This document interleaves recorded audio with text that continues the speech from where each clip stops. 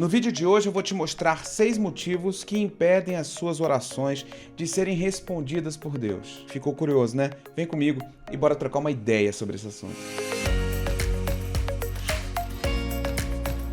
Fala pessoal, tudo bom com vocês? Espero que sim.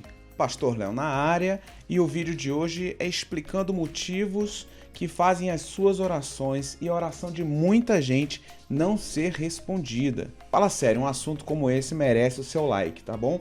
Deixa aqui esse joinha muito massa, maroto, que nos ajuda demais.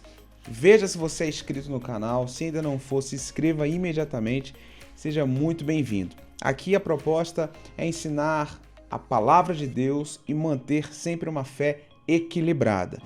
Orar significa falar com Deus, ou seja, adorá-lo, bendizê-lo, abrir o coração, se trancar no quarto sozinho ali e chorar muitas vezes. E também é pedir, e sem dúvida é o que as pessoas acabam mais fazendo, pedindo, pedindo e pedindo. Não tem nenhum problema pedir, não é pecado nem nada disso. Porém, existem motivos e motivos, razões pelas quais a oração faz sentido e outros elas acabam sendo verdadeiras tragédias. E uma característica de Deus é a onisciência, ou seja, ele tem todo o conhecimento. E é por isso que ele não responde sim para todas as orações, senão seria uma loucura o mundo. Quer ver? Todas as respostas? Sim, para todas! É, sinistro! Agora tá todo mundo feliz!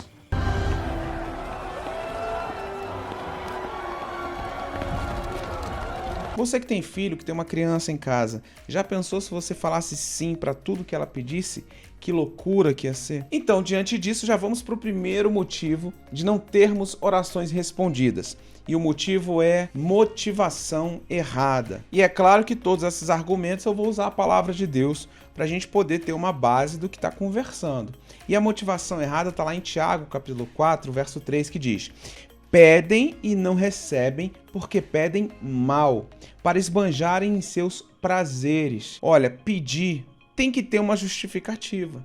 Se eu estou pedindo para os meus próprios prazeres, e esse contexto de Tiago se refere à concupiscência, ou seja, os prazeres carnais. Dá um exemplo.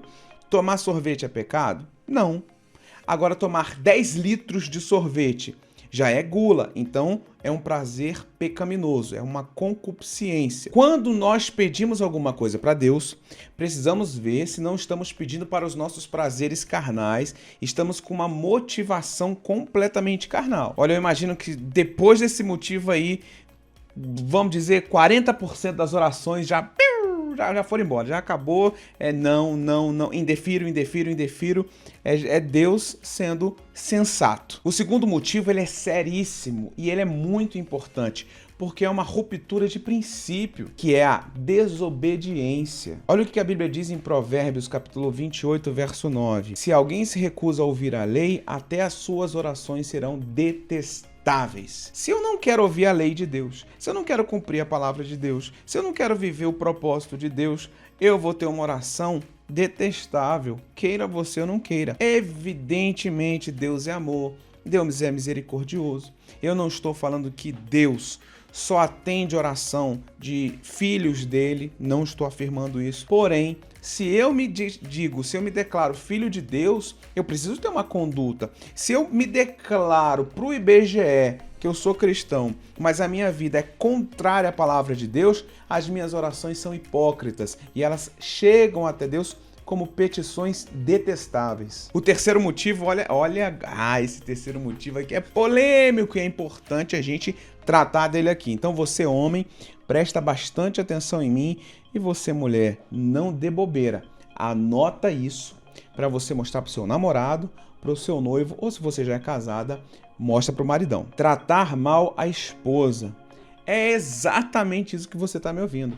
Se você trata mal a sua esposa, as suas orações diante de Deus são interrompidas, elas são bloqueadas. Eu não estou falando se você vive uma crise no seu casamento, está passando algum problema, naturalmente você não está no melhor da sua vida. E ainda assim você precisa buscar a Deus pedindo ao Senhor um milagre no seu relacionamento. Então, dentro desse contexto, você precisa pedir, mesmo se a esposa não estiver bem com você ou você bem com o marido, enfim. Mas a oração do homem que se diz servo de Deus, ungido, etc e tal, mas em casa é um marido grosseiro, é um marido arrogante, é um marido violento, as suas orações são canceladas. Veja o que a Bíblia diz em 1 Pedro, no capítulo 3, no verso 7, assim, olha: do mesmo modo vocês, maridos, sejam sábios no convívio com suas mulheres e tratem-nas com honra, como parte mais frágil e coerdeiras do dom da graça da vida, de forma que não sejam interrompidas as suas orações. Bem, se você não trata bem a sua esposa, nem adianta trocar ideia com o papai do céu. Quarto motivo, presta atenção nesse, porque esse é o básico. Esse aqui pode parecer, poxa, mas será? É absoluta certeza. Quarto motivo, falta de fé. E para isso eu vou usar o texto clássico de Hebreus capítulo 11, verso 6, que diz: ora, sem fé é impossível agradar a Deus, pois quem dele se aproxima precisa crer que ele existe e que recompensa aqueles que o buscam. É normal pessoas orarem ao Léo. E não é pro Léo, não. Não vem com essa piadinha sem graça. Não vem com essa piadinha que eu não aguento mais. O Léo, o Léo. Quando o pregador fala, não, porque a vida tá ao Léo, todo mundo olha pra mim, lá o Léo, é o Léo, ele é o Léo.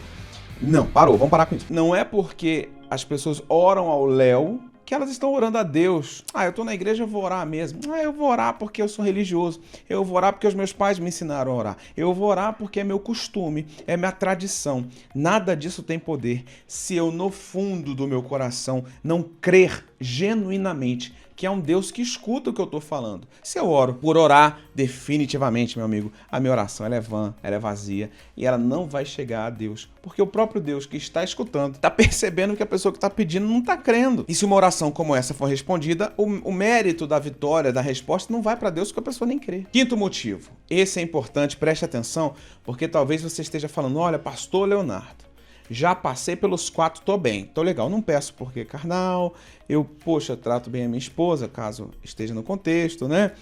Se for uma mulher, honro o marido, enfim. Eu tenho fé, etc e tal, mas esse quinto motivo, ele às vezes passa despercebido, que é, não pede auxílio ao Espírito Santo. O apóstolo Paulo vai falar para a igreja em Roma, no capítulo 8, verso 26 e 27, assim, presta atenção. Da mesma forma, o Espírito, e esse Espírito está com a letra E maiúscula, decore isso, aprenda isso. Quando a Bíblia está dizendo E maiúsculo em Espírito, se refere ao Espírito de Deus. Quando é o E minúsculo, se refere ao Espírito do homem. Então, o Espírito de Deus nos ajuda em nossa fraqueza, pois não sabemos orar. A gente não sabe orar, a gente erra, a gente ora errado. Mas o próprio Espírito intercede por nós com gemidos inexprimíveis. Aquele que sonda os corações conhece a intenção do Espírito, porque o Espírito intercede pelos santos de acordo com a vontade de Deus. Esse 5 já puxa o gancho para o sexto motivo. Tem vários, mas eu separei 6 aqui.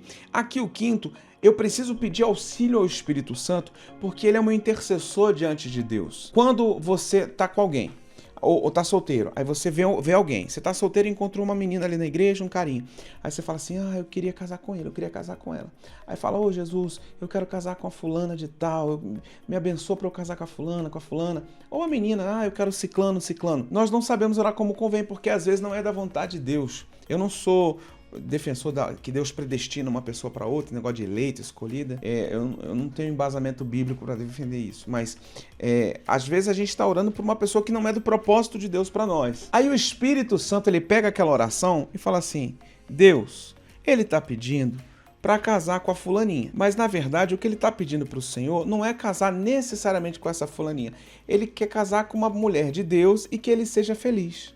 Perceba que a oração, o propósito da oração continuou, só que o Espírito intercedeu por nós e ele filtrou a nossa oração, ele pegou a essência da nossa oração e transformou numa oração correta para Deus. Não só isso, além de transformar nossa oração equivocada numa oração correta, ele faz isso com gemidos inexprimíveis. Quem tem bebê sabe como é que é. O bebê, quando tá com cólica ou quer mamar, alguma coisa, ele chora. Aquele gemido inexprimível, aquele gemido cansativo, aquele gemido que você pensa, eu tenho que fazer alguma coisa para essa criança parar de chorar imediatamente, senão eu vou ter um treco. Essa particularidade o Espírito Santo leva para Deus, ou seja, ele fica, com todo respeito, literalmente pegando no pé de Deus em seu favor. Abençoa ele, abençoa ele, abençoa ela, abençoa ela, abençoa, abençoa, abençoa. Então ele chora, ele intercede com gemidos em seu favor. Então sempre que eu for orar, eu preciso pedir a inspiração do Espírito para falar da maneira certa diante de Deus. E se eu estiver falando alguma coisa errada, alguma coisa precipitada, que Ele com a sua graça interceda por mim e filtre da melhor maneira o que eu tenho que falar para Deus. Sexto motivo e último do vídeo, mas não o último só da vida, porque existem outros motivos, né? Com certeza existem outros motivos. E eu queria que você colocasse aqui nos comentários quais motivos a mais você acha que também são plausíveis para que a pessoa não tenha uma oração respondida, e talvez esse vídeo possa ter uma versão 2, ou 2.0, que tal, né? Sexto motivo e o básico, o pilar. Não se interessam pela vontade de Deus. Mateus, no capítulo 6, Jesus vai nos ensinar a orar. E ele vai falar sobre o Pai Nosso. É claro que o Pai Nosso vai ser um vídeo específico aqui no canal. Eu só quero pincelar um contexto. Versos 9 e 10 do capítulo 6, que diz assim: vocês devem orar assim, olha: Pai nosso que estás no céu, santificado seja o teu nome. Amém, até aí tudo ok. Venha o teu reino, seja feita a tua vontade, assim na terra como no céu. Eu preciso pedir para Deus a vontade soberana dele. E eu quero te falar num próximo vídeo a respeito de vontade soberana e vontade permissiva. São duas coisas diferentes que acontecem na nossa vida. Mas aqui o contexto é vontade soberana.